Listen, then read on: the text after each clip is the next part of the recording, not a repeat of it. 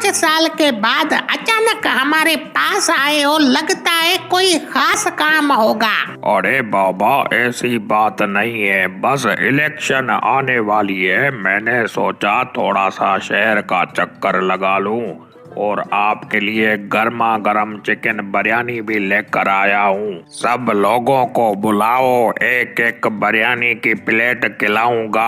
इस बार वोट मुझे ही देना, मैं आपको मीठे पानी के नलके भी लगवा कर दूंगा बाबा। वडेरा साईं, कसम से बड़े हरामी हो।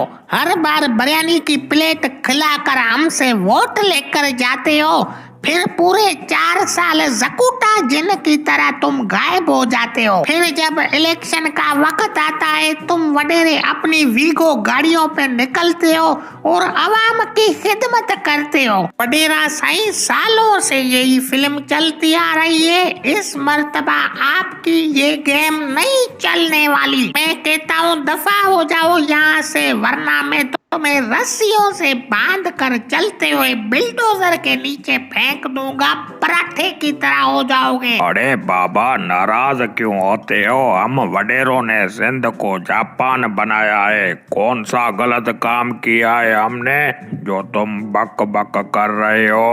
वडेरा साईं, पूछते हो कि तुमने कौन सा गलत काम किया है? सिंध के गरीब किसानों के हक खाने वाले तुम वडेरे, रास्ते पर जाते हुए मुसाफिरों को अगवा करवा के उनसे लाखों रुपए भत्ता लेने वाले तुम वडेरे, गरीबों की इज्जतों पे डाका डालने वाले तुम वडेरे, चोरों और डाकुओं को अपने बंगलों पे रिहाइश देने वाले तुम वडेरे, सिंध की तालीम को तबाह करने वाले तुम वडेरे, लोगों की जमीनों पे कब्जे करने वाले तुम वडेरे, लोगों को आपस में लड़वा कर कत्ल करवाने वाले तुम वडेरे ही हो।